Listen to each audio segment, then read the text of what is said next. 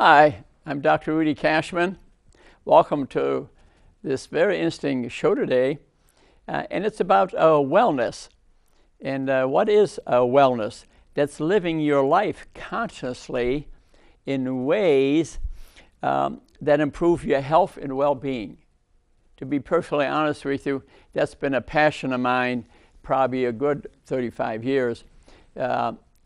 I was a neurosurgeon, retired last year from that for 44 years, but I'd say a good 35 of those years, I noticed people I was looking at didn't quite match their x-rays, that a lot of them were having problems from diseases that were self-inflicted, and that if they exercise properly, practice stress reduction, ate the right food, they could eliminate 80% of the problems they were having. And that the x-rays just didn't match them. So this became a very interesting subject for me, and I've written many books now. They're on Amazon. I got some, obviously, a TV show on this now.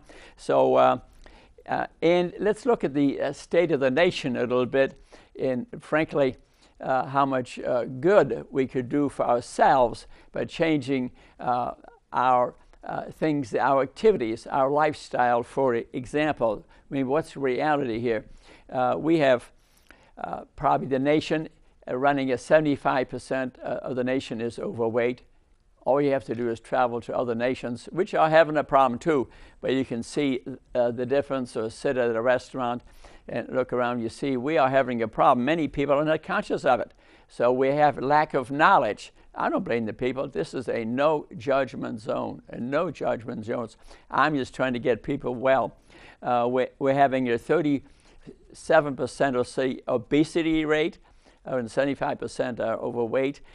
Some ethnic and racial groups is even higher because their bodies, through evolution, their genetic structure is different and react even worse to the toxic food we're eating. So that some of them are running 80–90% overweight and getting the secondary chronic diseases. And the chronic diseases is what I'm trying to prevent, because they're devastating. We have 1,200,000 people have a heart attack every year. We have 10 million people who have angina, chest pain from heart disease. We have 500,000 people die from the heart attack. The treatment for heart disease has improved, but the disease rate is not improved. And 500,000 people die from cancer every year, 35% or so of which is related to the type of food we're eating. So these are all preventable illnesses, and I could go on and on. So 80% of the illnesses that we Americans, and this frankly is across the world, but especially the U.S., that we are getting, 80% are preventable. I read a book by Dr. David Katz and many other books, but he just confirms what I've been saying. That's nothing new. I've been saying that along, but I just want you to know there's a confirmatory book. They ran a study in Europe called the EPIC study, and they found if you did 4 things, you could eliminate 50–80% of the chronic illnesses down the line. No smoking, okay? A normal body mass index, in other words, your height and weight, if that gets into a normal range, that you're physically active. And I don't mean any huge thing, even a half-hour walk, some light weight 3 times a week. That's what I mean by physically active. You do more than that, wonderful. I hope you do. But what I'm trying to tell you is you don't have to do marathons to feel like I'm physically active. Dancing can do it, walking can do it, light weightlifting can do it, a lot of things that you can do. And the last one is diet. So 4 things: no smoking, normal BMI, physically active, and diet. That alone would reduce your possibility of avoiding chronic disease 50–80%. They studied about 25,000 Germans. If you started with no disease in this study, 80% chance that you have no significant illness as you get older. If you had a disease to begin with, you still could reduce it a good 50%. So our genes is not our destiny. I like really get this through to you when you see a whole family, everybody overweight, everybody's diabetes, and it's in our genes. No, it's in your genes, all right, the genes you're wearing. Our genes affect maybe 5% of what's going to happen to us. It's the reaction of the genetic structure of our food. The type of food that we're eating is through epigenetics is changing our genetic structure and it's making us sick. So you're not destined to have type 2 diabetes. It's avoidable the majority of the time of vascular disease. Even if there's a strong history in the family, odds are it's been related to the physical activity, to the smoking, to their habits, and genes are not your destiny. Certainly there are a few rare genetic diseases that are your destiny, but on many, most of the time it's a reaction to your lifestyle that's really doing this. That's wonderful. I'm giving you a message of hope, okay? And this is really wonderful news. You can literally rewrite your future by what you do, at any age, And of course, it's wonderful if you start these better health habits as a child, obviously. And motivation, I mean, it's important, obviously. Are you interested in getting well? What are you trying to accomplish? What is health? What is health? What kind of a life do you want? These are questions I think you need to ask yourself.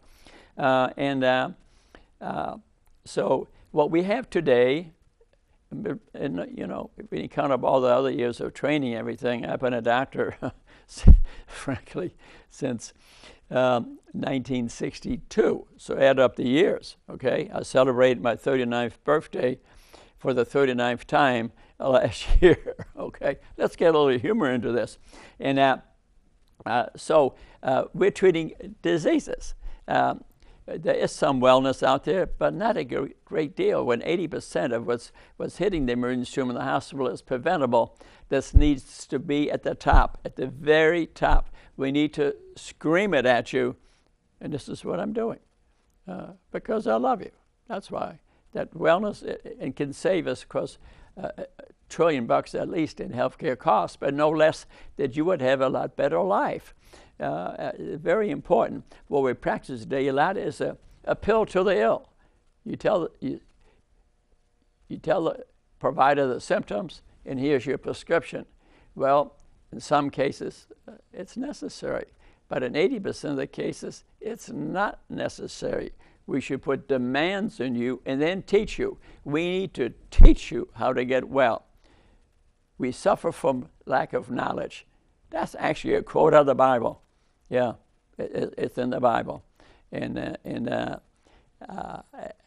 it's even there. So that we lack health care knowledge. And this is what I'm trying to provide. Even I myself didn't know a lot about nutrition. I hate to admit it, very little is taught in the medical school. I'm down there telling them to do it.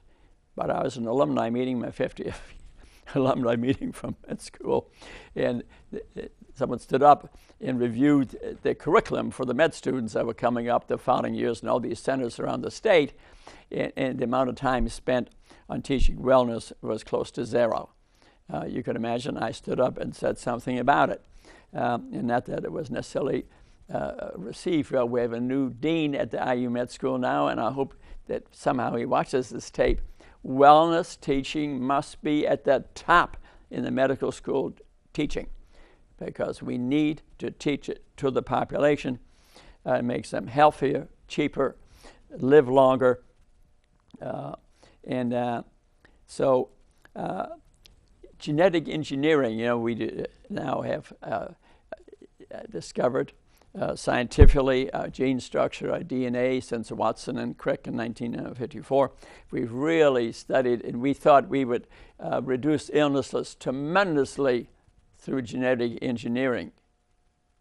It hasn't happened. That's not where it's at. Lifestyle teaching where it's at. Certainly some of that we've picked better medicine for cancers, for example, through genetic engineering. Things are coming, but very slow, very slow. The biggest bang for that buck is in wellness teaching. And we are, frankly, having a national obesity epidemic. Just look around you. Americans go to foreign countries, as they're getting off the plane, the foreigners are noticing what's going on in America. And I think there's a no judgment zone. I think what it is, we lack health information. I think it's really what it is. And this is what I'm trying to promote today. But it is a world problem. South Korea, Vietnam, they're all developing high rates of type 2 diabetes. A lot of it is, frankly, related to that we genetically altered wheat in 1948 at the Rockefeller Institute in New York. Dr. Berlow genetically, through hybridization and gene changes, changed the wheat. It made it 10 times more yield. It went from a 4-foot plant to sort of a 1-foot plant. And the yields were higher, but never checked it in humans. And that's the reason we are, the amylopectin in the wheat is causing, is just like glucose, and causing tremendous weight gain. Davis's book called Wheat Belly, New York Times bestseller, I suggest you read it. It's beautifully described in there. So the 1 out of 2 people, it's that high, yes. 1 out of 2 people, especially in this area, we're among the highest in the nation, has diabesity. That's pre-diabetes, which will lead to diabetes. Pre-diabetes, 5 to 15 years, where your sugar is normal. HbA1c, the 3-month sugar, is normal. But your insulin level is elevated. So we could diagnose you with pre-diabetes very early, early. Diabetes has 5 stages to it, and we're diagnosing people most of the time right now, stage 4, where the blood sugar finally is elevated, but you've had 15 years of diabetes, and that elevated insulin has been inflaming your arteries. Our bodies are on fire from the fructose in sugar, which goes to the liver, causes fatty liver, and the very low density LDL that inflames our arteries, and our bodies are on fire. Omega-6 is the bad fats. See, not all fats are bad. That theory is being thrown out, that fats are bad. There are a few bad fats. Sure, the omega-6 fats cause inflammation of your body also, but it's mainly sugar. What people don't realize, and I didn't always know, I asked a med student recently graduating IU Med School at IU Purdue. She was a senior, and I asked her the chemistry of sucrose. She couldn't tell it to me. It's embarrassing, very embarrassing. And it's 50% is fructose. Glucose 50%, fructose 50%. The glucose, 20% goes to liver, 20% the brain, the rest goes to glycogen. If you eat certainly too much pure glucose, you could gain weight. But fructose, it all goes to the liver. And that is what causes vascular disease. You need to know this chemistry. So what is the evil twin? I wrote a book, actually, and I have a copy of it here. I'm not trying to sell you a book about fructose, the evil twin. You got to admit, that's a clever title. It's a very clever title. That fructose is the evil twin because glucose and fructose have the same chemical formula, C6H12O6, but the isomers of each other. So the body recognizes fructose differently than glucose. We're seeing a higher rate of obesity in children, especially in the 2 to 5 year range. Very important if you provide treating children to put them in front of the computer, check their BMI, talk to the child, and then pull in the mother, do the same thing. We need to educate children, and mothers need to watch how much sugar they're giving the children. And we're born to love sugar. It's through evolution, it's through survival. But we have to be very careful that we don't raise a sugary child, which the rate of obesity and overweight in children has become tremendous. Cancer rates go up with that. Chronic disease, some kids now have type 2 diabetes. They may not be alive at age 34, age 40, because they are inflaming their body. Their bodies are on fire, low-grade inflammation. I see it. I can see the fire, but through lack of education, through lack of health, information being out there, people don't know that. So that's the reason I'm speaking about it. And the American Association of Pediatrics is saying this is the first generation where the children may die before their parents. It's true. It's sad. And so we have this golden opportunity, and I wrote a book by the name, it's on Amazon, to diagnose people early. It's called 2-hour glucose tolerance test, where we check the serum insulin and the blood sugar, fasting 1 hour and 2 hour. You swallow a little sugar after fasting, not that big a deal, but part of routine health screening. It's not done today. A mistake, because we could catch you before stage 1 or stage 1 diabetes, and not a stage 4 where we're catching the people now. Remember the 5 stages of diabetes? Stage 4 is where we're diagnosing people most of the time. So you need a glucose tolerance test and get a CRP that measures the C-reactive protein that measures the extent of the inflammation of your body. A friend of mine recently, a lot of diabetes outside of the family, so we checked her CRP, although she looks normal, maybe a bit overweight. CRP was 13, normal is 1. I may have saved her life, because now we can do something about it. We're going to get into this program of proper eating, weight reduction, stress reduction. Very interesting subject. So preventing death and chronic disease, I mean, let me mention about 9, 10 different things you can do. Number 1, avoid tobacco. We'll speak more about that because it affects the whole body. Smoking affects the whole body. But let me tell you something about smoking. We all think, well, that's the major cause of chronic disease. Wrong. 2 other causes today. The way we eat, our lack of physical activity, our lifestyle exceeds in the number of chronic diseases than smoking. No one realizes that. You know what's the next one? You'll faint when you hear this one. It's called sitting disease. This is scientifically studied.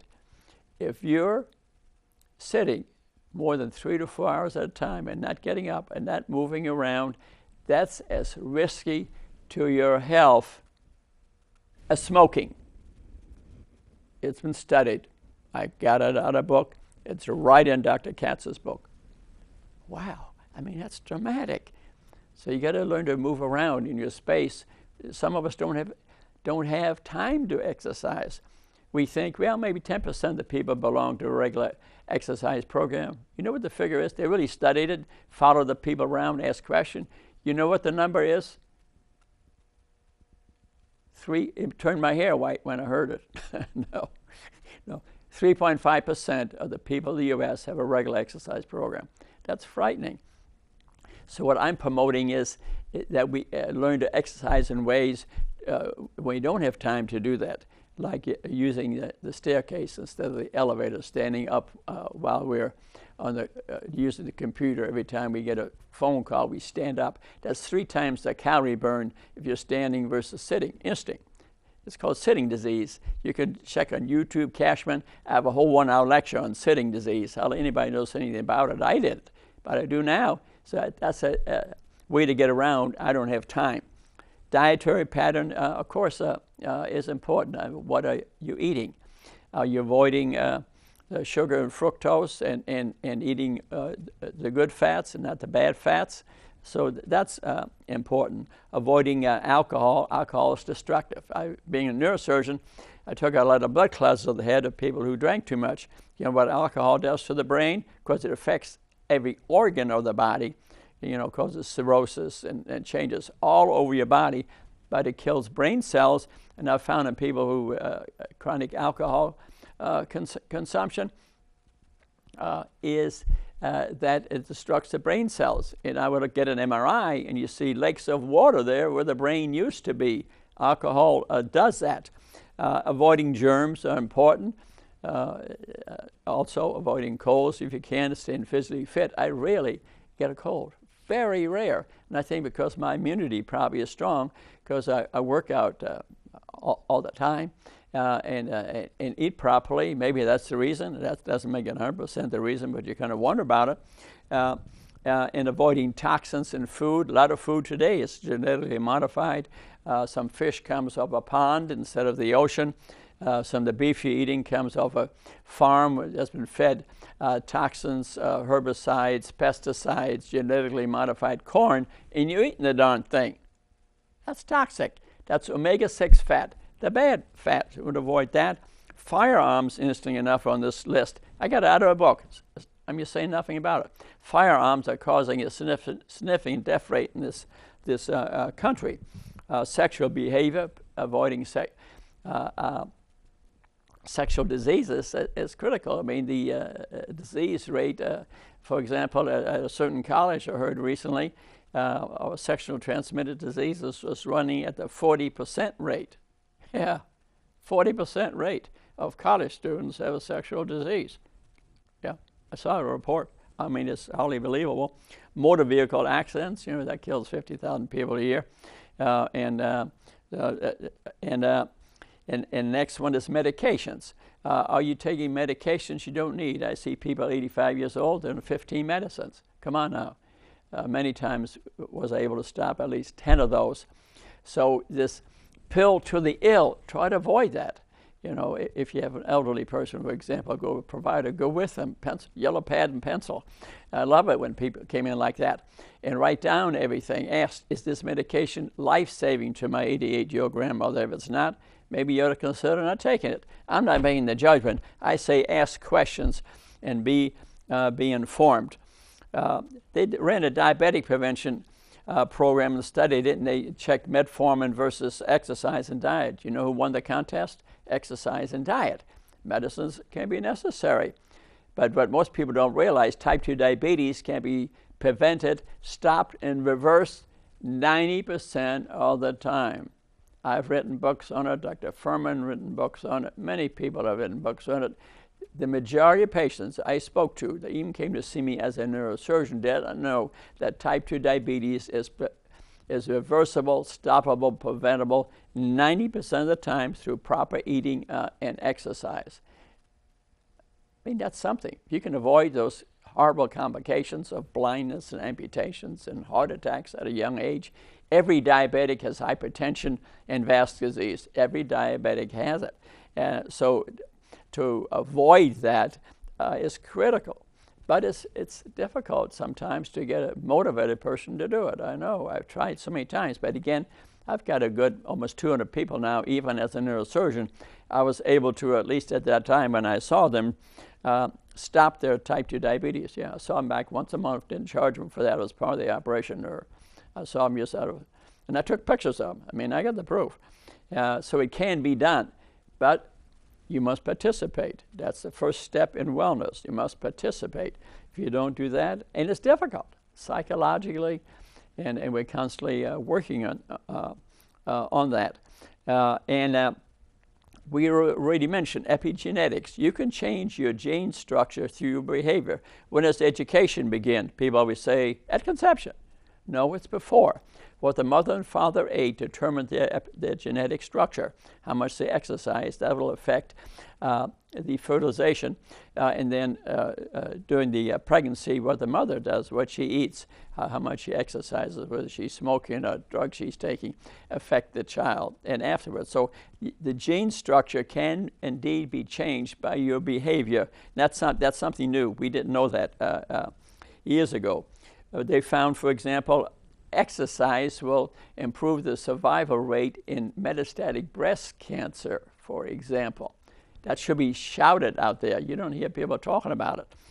Exercise is important with chronic diseases, even in cancer. You can prevent it, and even if you got it, you can improve your survival. In United Kingdom, they ran a huge study, the National Cancer Survival Initiative, and they found increase of fiber in your diet, reduce the cancer rate, reduce the breast cancer rate, the colon cancer rate, the prostate cancer rate, and the type of food you eat affects those rates of cancer too. And the evidence is even stronger with physical activity. So improve your physical activity. Smoking damages every organ in the body. Smoking represents about 30% of the cancer rate. It increases cancer rate at every organ: the esophagus, the mouth, the throat, the stomach, the bladder, the uterus, the cervix. Increased macular degeneration, increased osteoporosis.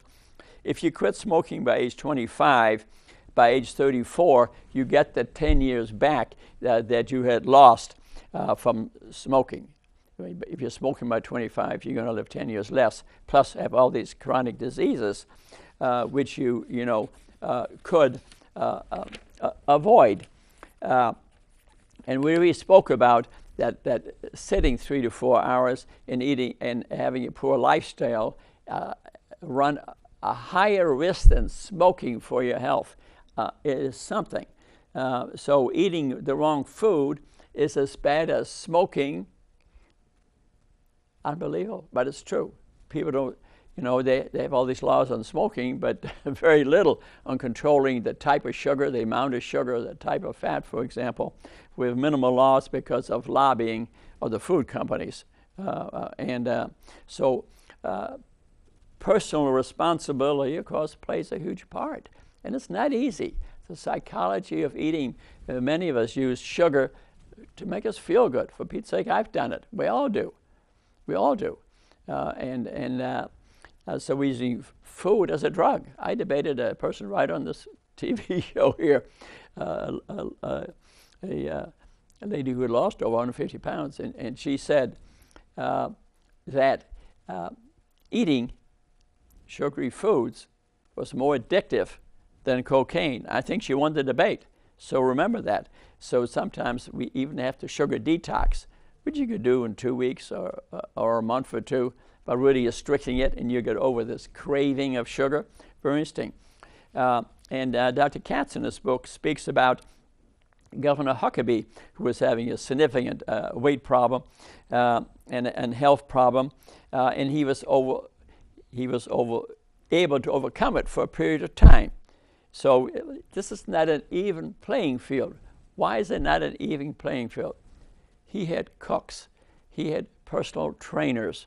He had people, he was on TV all the time. He was talking about it.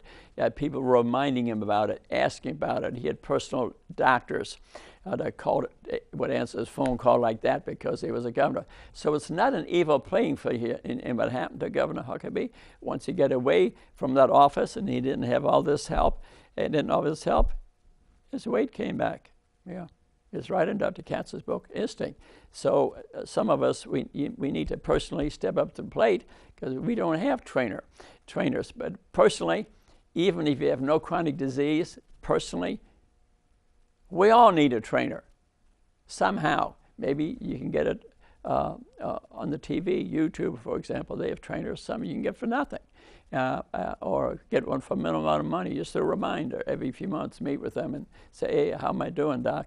A personal wellness coach. I think that's critical. It should be a critical part of healthcare. A lot of times they don't want to pay for that, but that's improving. That's changing. That's improving. I do quite a bit of lecturing. As a matter of fact, my next TV show today for a half hour is on the Daniel Plan. That involves a bit of religion, so if you don't have religion, I still think the plan is great. Or you could be of any religion. Daniel Plan is largely the story of Daniel from the Bible and Christianity, but you can be of any religion. You don't have to be a certain religion to practice the Daniel Plan. What I like about the Daniel Plan, they have the 5 F's. Faith. I think it's great to have faith, no matter what. Food, fitness, focus, and friends. Frankly, faith and friends really are the alchemy. They are the glue that might cause you to change. And remember, I look at wellness of lifestyle. It's not just food. It's about being well in your whole life. And in the Daniel Plan, they gather people in committees of 5 or 6. Rick Warren, who promoted it and wrote a book called The Daniel Plan with Mark Hyman and Dr. Amen. He has a huge church, okay? He's got 7,000 committees of 5. 35,000 people that are involved with this. He did it because he was baptizing 827 of them, put them down in a river, including himself. They all came back up, and he said, we're all blankly blank. 3 words. Oh, wait. What's another way of saying it? Yeah, but he's doing something about it. And the Daniel Plan, I think, is a very good method. It's in different churches. I'm giving talks about it. I have one coming up at the Beloit Lutheran Church.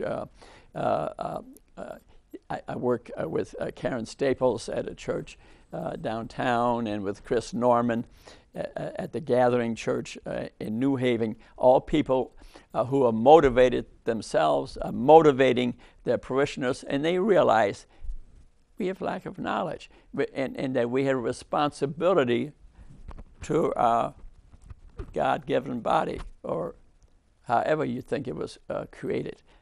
You don't need faith to do it, but it sure as heck helps, because that's part of the 5 F's of the Daniel Plan. I think it's a good method to get people well. I think it's wonderful. I'd like to see the whole community get involved with it. So there's an overwhelming risk of eating toxic food, fast food restaurants. They've got a few good things in there, but let's face it, they wouldn't be selling their food if we weren't buying it. If we wanted healthy food in there, they'd be having healthy food. So you keep that in mind. But then again, they do. Fast food has high sugary, high fructose food. You got to read the labels. They're starting to put labels on things. You got to read them. And sugar and salt is very addictive. Sugar and salt is very addictive, but I'm mainly on this sugar thing. It goes to our psychology. Makes us feel good. One donut, oh, I'm in heaven. Boy, eat a dozen, I'm really in heaven. But then the sugar level goes down and we feel like we're in hell. Okay, so avoid that. So what else can help you psychologically to help? To write it down. Write down what you're eating maybe for a month, then have a look at it. Get a friend to help you. This is, maybe it's part of the 5 F's. This is important. If you can announce to your spouse or your friend, I'm planning to change this, exercise, walk more. Would you come pick me up? We're going to the park and go walking, or take our dogs for a walk. You know who the best exercise coach is? Your dog. They love to walk. You ever look at a dog when they're taking a walk with their owner? They're all smiling. We call that Duchenne's smile, okay? When you smile, hormones get secreted and you feel better right away. Practice the Duchenne's smile a few times a day. Just smile, even if you don't feel like smiling. That does cause secretion of good endorphins and serotonin, and you feel good. I read that in the book, and I think it works. At the Cashman, what do you eat? Seafood. Food I see, I ate, okay? So clean the kitchen out. Get bad food out of the kitchen. You know, I have 2 types of food in there, good food and bad food. No, but the bad food is gone. I told my wife to get the bad stuff out of there. You go in there, you don't see bad food in my kitchen. So I think this is important, because who can resist that? Even myself with good health habits.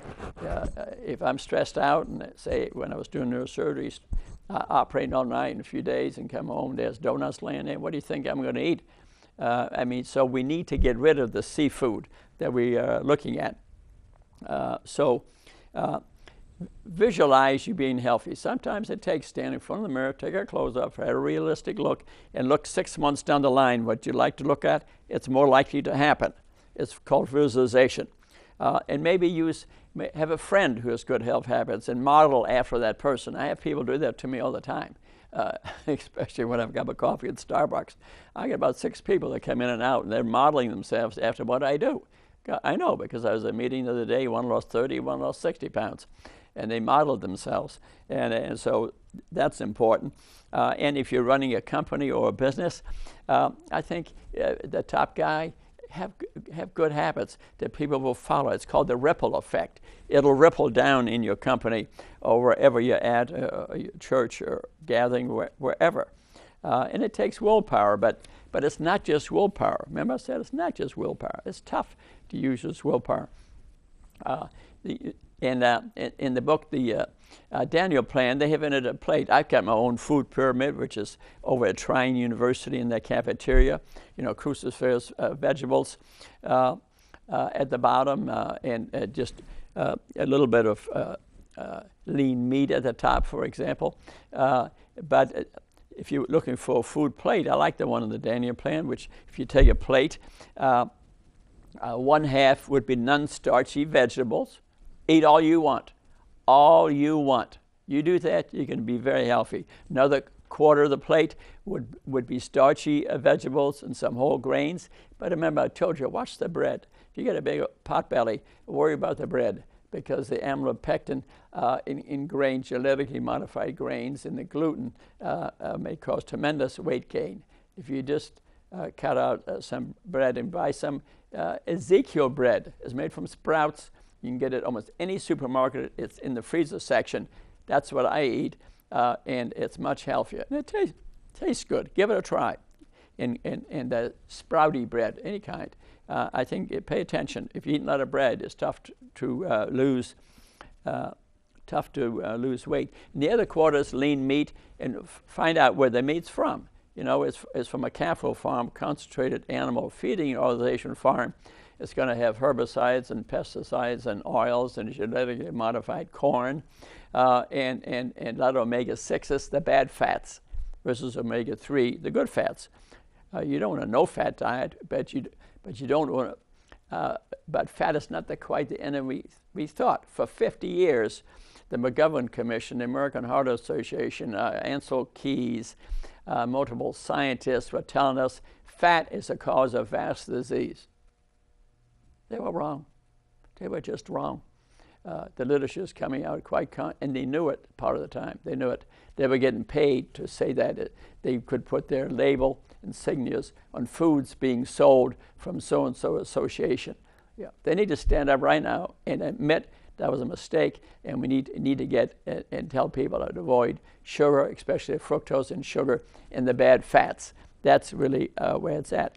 Some of us are addicted to food, no doubt about it. You can be addicted to sugar. Some are addicted to fat and gluten, and some even to salt. To pay attention to that. A study came out just the other day saying that salt isn't quite the issue that it is, but I still watch it, especially you got hypertension. I think that literature needs to shake out a bit. I don't use salt because there's enough natural salt in the things I'm eating that you know, about 2,500 milligrams, some say 1,500. But there could be a little discussion. I'm not that worried about that. I'm much more worried about the type of food that you're eating, that you are eating too many bad carbohydrates. That's really what I'm concerned about. They now have functional MRIs where they studied people and could see that if you eat a sugary product, your brain just lights up. It just lights up. They found the same with certain kind of fats, bad fats, vegetable oils. It just lights up. It's all the dopamine circuitry, whether it's narcotics, whether it's cigarettes, whether it's alcohol, yes, even marijuana, your dopamine circuitry lights up, and these things become habit-forming or addictive. Sugar is addictive, and if you decide to change, you may need to really watch, maybe detox, maybe try to avoid all sugars for about a month or so. Some say 2 weeks, some a couple of months, and you'll not have that craving anymore. I still have a little bit of a sugar craving, but when I practice total detox, avoid all sugar products, that goes away. And so the Monell Institute in Philadelphia studied the bliss point of food. Now they take 26% sugary foods is about up to that level. Adults still will eat it. It's 36% for children because the child's brain is not fully developed. So feeding sugar to your child, you got to watch this. I mean, they just love it. But you got to pay attention to the amount of sugary foods you're giving your children because you're going to addict them to it. And even if they're skinny, such a thing is called skinny fat people, their blood work is abnormal, but they're still thin. So I'd like to stress right now that everybody have a health risk assessment and biometric testing, get your blood work once a year. They may say 5 years, 3 years, save money. Baloney. Once a year, include the 2-hour glucose tolerance test, include that CRP and lipid profile and HbA1c, and have a realistic look, sit down with your provider. If you're not having that glucose tolerance test, you may miss your pre-diabetic state, increase your disease state tremendously. So I think it's very important. And we spoke about sitting disease. Let me mention one other thing a little bit here. Sitting disease includes NEAT activity. That's a non-exercise activity thermogenics. How many calories can you burn while you're sitting, have a sitting job? And if you can increase that calorie burn, say 200 calories a day, that's 20 pounds in a year. If you change nothing else, you have 20 pounds in a year. So some of us don't have time to exercise regularly. So use the staircase, stand up when you use the phone, stand up when you use the computer, take your dog for a walk, do some dancing at home. All these things would be NEAT activities. That's 30–40% of your calorie burn. 60% of it is your basic metabolic rate based on your body size. The bigger you are, the more muscles you got, the more bones you got, you're going to burn more calories. Then 10% is from the effect of your digestion. That's 10%. You see, so you get 30–40% to play with. Only 3.5% of us exercise regularly. So the NEAT activity in sitting disease is where you can increase your calorie burn. Figure out ways that you can improve your calorie burn, even sitting in a car, squeezing the wheel, exercise your legs while you're at the red light. These are all NEAT activities. And if you increase your calorie burn 100, 200, that's 10, 20, 30 pounds a year from changing nothing else. And if you want to learn more about it, like I mentioned, go to YouTube, Sitting Disease Cashman. It's a 1-hour lecture on that for free. So we suffer from lack of knowledge. We really do. We have a national emergency there, lack of health knowledge. And it needs to be taught at college, the high school, the med school, especially the med school.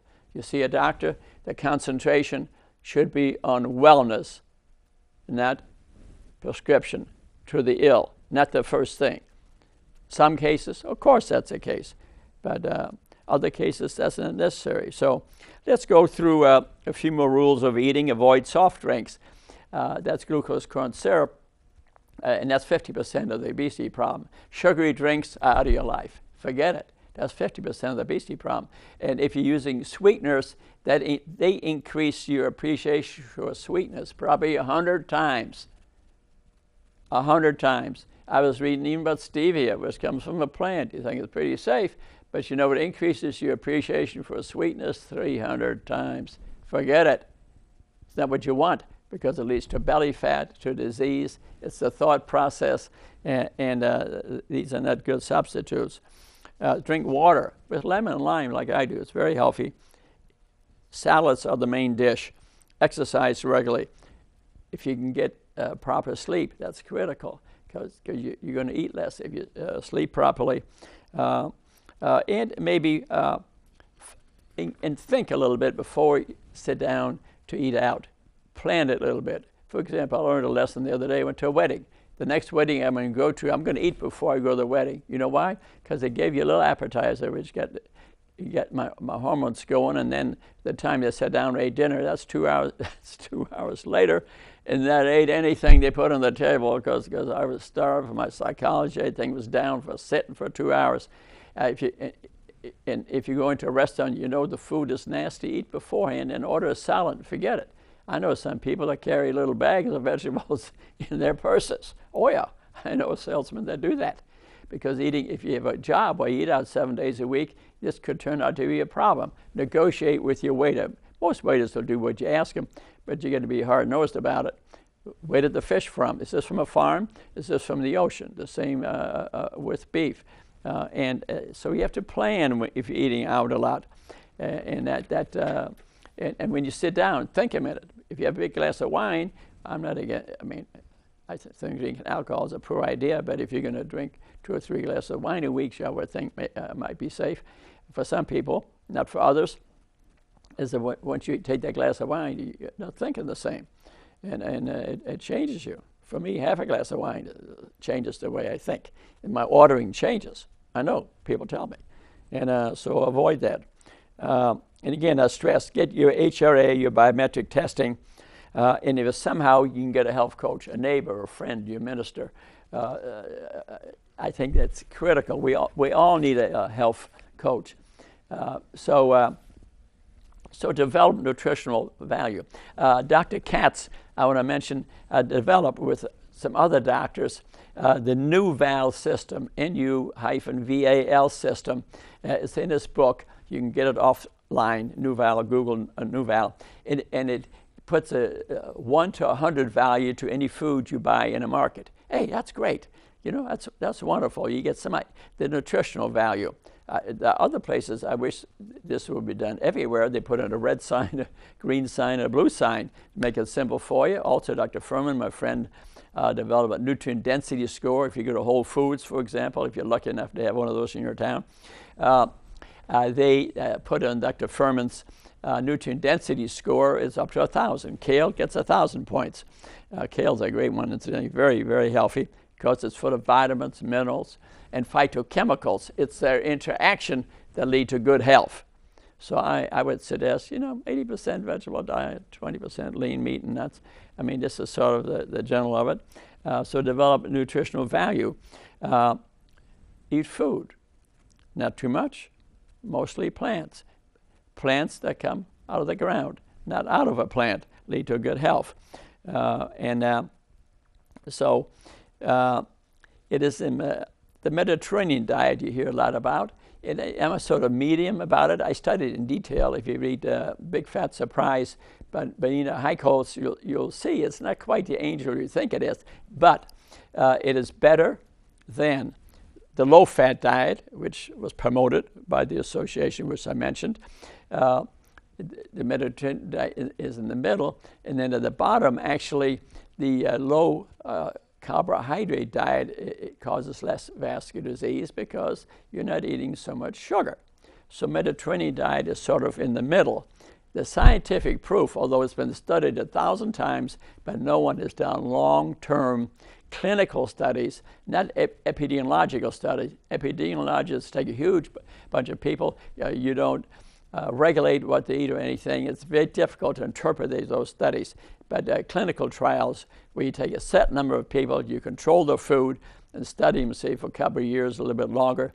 Those studies, NIH, U.S. Department of Agriculture, never approved those long-term studies to amount to a hill of beans because they wouldn't upset the food industry and associations that were making money from promoting this high-fat diet. You can read about the science of the Mediterranean diet in this book, which I mentioned. And that's worth doing. So it's sort of in between. And and we have a satiety threshold. So how much does it take to get rid of our appetite? In sugary foods, it take a dozen donuts because it doesn't turn up the appetite in your hypothalamus. So you have to realize that. But if you did some deep breathing, take a walk, a little exercise, maybe drank a lot of water, ate a few nuts, your appetite will go down pretty quickly. So we do have a satiety threshold, appetite thresholds. And when you're eating carbohydrates, see to it they're not refined, they're complex. They still have the brand, the covering of that you're eating. So you don't want to eat processed food, and that's what you're getting in fast food restaurants largely, and eat a diet of truly fresh organic vegetables. If you're eating fresh vegetables, organically raised, no pesticides, herbicides, you don't have to diet at all. Eat all you want. The nutrients, the 25,000 phytochemicals in there, the phenols, the carotenoids, the sulfones, will turn your appetite off naturally. Well, naturally. You don't have to limit the amount. If it's truly fresh, organic food, that you're eating. And fiber is important, and we have soluble fiber. We have insoluble fiber, which helps protect our gut. And fiber is your friend. It will keep you from absorbing a lot of nasty food, and it'll pass out in the stool. If you eat complex carbs, 30 to 40% will pass out in your stool. So it's not the calorie in equals the calorie out. No. You will not absorb. So all calories are not the same. Although I must say, and there can be a debate about it. Dr. Katz in this book defends that theory that calorie in equals calorie out. Well, it's not true, because you don't. If you eat a lot of fibrous food, you're going to only absorb about 60% of the calories you're taking in, versus sugar, you'll absorb 100% of it. Okay, but if you eat a celery stick, you think you're going to absorb all that? Maybe 10%. That's a high fiber food. It's got calories in it, so it's not calorie in, calorie out. So we should eat, about 30, 40 grams of fiber a day. Years ago we did, because the plants or the earth had a lot of fiber in them. But today things have been so modified, we're eating fiberless food. And you ought to look at the glycemic index to see where your food goes on that. Sugar be 100 on the glycemic index, versus a bean, for example, will be 30. You can get plenty of protein from plants. Broccoli, 100 calories of broccoli has twice the protein, 100 calorie of beef. But you got to eat a lot of broccoli, obviously. But there's plenty of protein in plants. You don't need to eat meat to get your protein. The only supplement you might need might be a B12, and that's so much. And B12 is in the earth, and we eat in plants. You're going to eat some earth and get the B12. We store B12 for about 3 years. But to get the level checked now and then is okay. You want to take a multivitamin because of that. It's interesting, Dr. Katz's book, kind of interesting comments that he mentions. He studies supplements. You know what? He didn't recommend one of them. 25 years in public health at Yale University. He says, I don't recommend one of them. When they're really studied, they work a lot better to take that chemical in its natural food. Interesting. The other thing he studied, you won't believe, he really studied it scientifically, that good food, bad food, we all think healthy food is much more expensive. If you really know the subject and you learn how to shop, it's not. It's a wash. It's right in his book. Dr. Katz, David Katz, is in his book. It's a wash. So some of these myths are incorrect. I always knew myself that good food actually is cheaper, because I studied it with Dr. Varula, the pediatrician, who is really a wellness doctor if I ever met one. A wonderful pediatrician. And he teaches wellness to his children and to his parents. And it's just wonderful that a physician would do that. How do we respect him for that? So how much protein do we need a day? For a normal person, about 0.5 grams per kilo, okay? And so it's not so much. An athlete doing a lot of weight training, a little bit muscle building, maybe you could double that. So if you're eating some lean meat, you're eating high vegetable diet, you get all the protein you need. You don't have to worry about the protein. Protein's hard in your liver, and to take a whole bunch of supplements, a protein supplement, it's ridiculous. Don't do it unless someone with a lot more knowledge than I get is telling you to do it. I'd be careful, because it's hard on your liver and it's hard on your kidneys. Let's talk about fats for a minute. We have different types of fat. Remember what I said? They were saying fat is a cause of heart disease for 50 years. Well, they were just happened to be wrong, okay? So not all fat is good, though. We have the omega-3, the essential fatty acids, the omega-6. We have in us 70 trillion cells, okay? And before we had the living creatures, before we had a blood system, a lung system, they communicated in their body through essential fatty acids that jump from cell to cell. Your brain is 50% fat, 20% cholesterol. Every cell membrane of every cell that you have, your 70 trillion cells, has some cholesterol in it, has some fat in it. All the energy from the sun is brought into the plants through chlorophyll. It's done through alpha-linolenic acid. So it's the most prevalent omega-3 fatty acid in the world. So some fats are good. But then we had the omega-6 fat, also essential fatty acid. We need a certain amount. We Americans are eating 20 to 1 omega-6, omega-3 pro-inflammation versus omega-3, anti-inflammatory. Remember I talked about inflammation of the body? We're eating 20 to 1. We need to be 2 to 1 or 1 to 1 because we're eating CAFO beef, fish out of a fish pond, too many sugary products, which makes very low density LDL and causes vascular disease. The biggest cause of it, that we need to balance our essential fatty acids.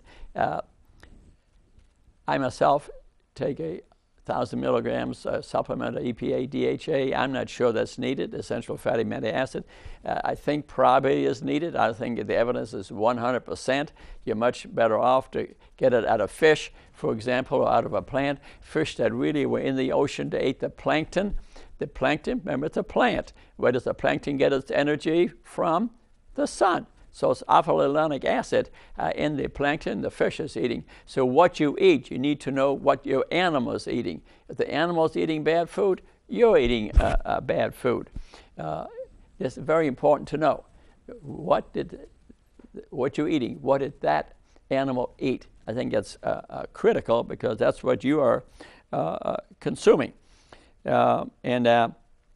So eating fish a few days a week, I think, is a good thing, but you got to know where it's coming from. The smaller fish are the more healthier. They're full of much higher in omega-3s. So what we're eating is supersized food, supersized plates. The portions that I see them bringing to tables, I eat at a certain restaurant for breakfast sometimes in town here because I like their egg white omelet. But when I look around the tables and what I see them serving is a real problem. It's the portions, the size of the plates. At home, if you as a family can eat together, if you can eat together, I think that's critical. That changes psychology. Children are more likely to eat healthy food. They'll be less stressful. In summary, let's go over this a little bit. Wellness really is using your lifestyle to teach you to eat properly and exercise properly, leading to good health. That 80% of the chronic illnesses that we're treating at the hospital are preventable, avoidable. We can help get rid of them for you, control them better for you.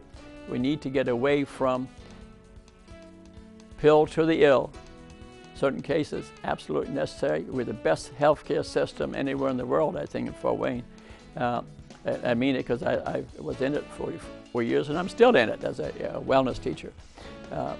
But you must participate in your healthcare. You must become knowledgeable by reading books, by watching our shows, YouTube, Amazon books. And I do this because I love you. That's my motivation. I'm Dr. Wellness. Wellness is my gig. Wellness is my gig. Send me a book. I'll read it. I'll meet you at Starbucks. We'll talk it over. Okay? Thanks so much for listening to my stuff. Send us your email, incidentally, because we give a lot of other lectures so that you'll know about them. Maybe you run across me, too, at one of the churches where I'm teaching the Daniel Plan, or ask me to give a talk at your spiritual place, no matter what religion. Doesn't matter. Doesn't matter. I'll be there for free, give you a talk. Again, I love you, and feel free to talk to me if you see me. Thank you for watching.